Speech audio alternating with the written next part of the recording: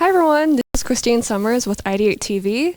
Today I'm joined by the team who led Expedition BigFoot. I'm really excited to hear about your experiences and things you've come across. And first I'll interview Sergeant Russell Acord. Did I pronounce it right? That's close enough. Okay. So hi Sergeant Russell, pleasure to meet you. Nice to meet you. So I've read your personal, experience, and I've read that you approach your Bigfoot research scientifically. How do you exactly go about that? Do you have to be a skeptic first? I think everybody should be a skeptic. I think you should question everything that you come across. Scientifically, I'm more of a flesh and blood. I think that if it puts off a thermal heat trace, it's got to have a heartbeat. It's flesh and blood. If it leaves a footprint, it has body weight. Interdimensional or spiritual wouldn't leave so much impression in the soil or that type of heat trace behind. So very grounded, I guess you'd say. Okay. I know you've traveled many places in search of Bigfoot. Where have you traveled to, and what are some places I guess I can go if I want to catch a Bigfoot sighting? Where do you live? Yeah, so far, Washington State has been probably a really great stomping grounds for me. The Olympic Peninsula, the Mount St. Helens area, there's so much vast wilderness there and rocky terrain, and you literally have to get in it and deep into the forest because you could be 100 feet away from something and not see it. You literally have to get in and start doing your research in person. So anything that has a lot of just rough terrain is perfect for me. Wow, well, I am not a skilled survivalist. I probably won't be able to go there. Somebody with you. The good thing is there's pretty much Bigfoot sightings in almost all 50 states of the United States, except of course for Hawaii and maybe a few others. But people can explore and look for Bigfoot just about wherever they are, because sightings and reports come from all over the world, from the swamps to the deserts to the forests to the mountains in the Himalayas. So wherever you are, there's probably a Bigfoot sighting or a recorded sighting somewhere nearby you. Wow, that's good to know. Okay, now I'm going to interview Dr. Mireya Mayor. Nice to meet you. Nice to meet you too. I just want to know what inspired you to become a primatologist and investigate Bigfoot. So I have spent about the last 20 years working in, if you want me to hold it, it's fine. No, I'm good. I've spent the last 20 years in search of rare, elusive primates in all corners of the world. I started off in the Amazon. I then spent many years in Madagascar and then Congo, working with gorillas, Rwanda. And the commonality between all of that and what I'm doing now with this team in searching for Bigfoot is that all of these primates were deemed really impossible to find. None of them had been studied. Some of them, they'd never even been photographed. So with that background and my experience in the wilderness, when I was approached to join this team, it sort of made sense. Even though I had never been interested in the lore of Bigfoot, it was something that I was already doing in a strange way. Wow. I guess as a scientist, what are some hardest pieces of evidence you've come across in support that Bigfoot exists? I mean, so far, I think the most compelling finding that we've had in the field is an eDNA sample that we collected in Kentucky that showed that there was chimpanzee DNA in a forest where we obviously know there are no chimpanzees, there are no other primates. So to me, that was a very compelling find. Wouldn't necessarily call it evidence, and that's the difficulty when you're trying to prove that there's a new species. You have to be able in science to recreate and basically show that this finding is consistent several times over. You need more than one sample. You need to really be thorough in the investigation. So it's something that's going to take a lot more research and a lot more time. But again, what has always really compelled me to keep after these sort of seemingly impossible to find animals is the idea of discovery. And I really think that that's at the heart of science, right? To keep that curiosity and push the boundaries to make that discovery. Wow, that's really, really impressive. Thank you. Thank you for sharing your knowledge and experience, Dr. Mireya. And next, I'm going to interview Ronny. Hello, nice to meet you. Got in between here. So I've noticed that you don't only just research Bigfoot, you're also into UFOs and the paranormal. Yeah. I just want to know, like, what inspired you to get into this field? I've always had just strange experiences when I was a kid, and what people would call, a UFO sighting or encounters with these balls of light, these orbs.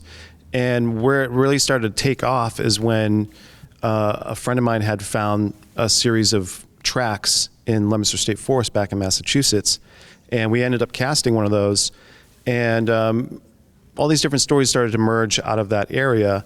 But then it seemed like the strangeness started once we got involved with that, where we started seeing orbs. We started having UFOs hovering over the house and different things. And so I started to research a lot of the connections to that, and where people even describe seeing a Bigfoot coming out of portals and strange, and that always was really interesting to me, and wondering, how much of these are real, and the fact that they keep on popping up all over the country is something that there's something going on here, so I wanted to kind of follow that and see if I could try to connect the dots. So. So you believe all three are connected? I feel like there's a strangeness where people will have a sighting of something and they chase it and then it just disappears. There's footprints out in a field and it's gone. Or actually seeing something flash and disappear right before their eyes. And so a lot of these areas seem to have all that same activity where people are seeing Bigfoot after UFO sighting, or days after people are seeing UFOs, and so there seems to just be some strange connection to all this. Maybe they're all coming from the same place, and so I've just been fascinated by it, and it continues to emerge where people are having these similar experiences. Wow. I actually personally believe in UFOs more than maybe Bigfoot existing. And I actually think that UFOs might be extraterrestrial, but in your belief, do you think that if they are connected, are UFOs extraterrestrial, or are they on land? The biggest argument has been if there is life on other planets, it would take them light years to get here. But if you had something like wormholes and these different things, that's why people are seeing these craft and then they just disappear. You don't see them coming into the atmosphere. So there's just been a lot of strangeness around this that I think it's needs to be researched more. And I'm with you where people are seeing, I think, these craft in the sky, and some describe them as being nuts and bolts, and others describe them being almost organic. And the idea of Bigfoot being an alien is in that mix too, because we just assume it's going to be a gray alien with black eyes, but they could have fur and be 8 feet tall. Could be like a Chewbacca. You got that idea from somewhere. Yeah. Okay. And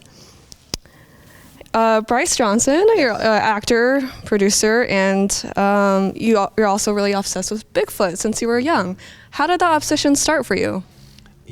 For me, when I was a boy, when the bookmobile would come by, I always was fascinated with the books on ghosts and cryptids. So I guess it all sort of started there, and then it just developed into a Bigfoot obsession.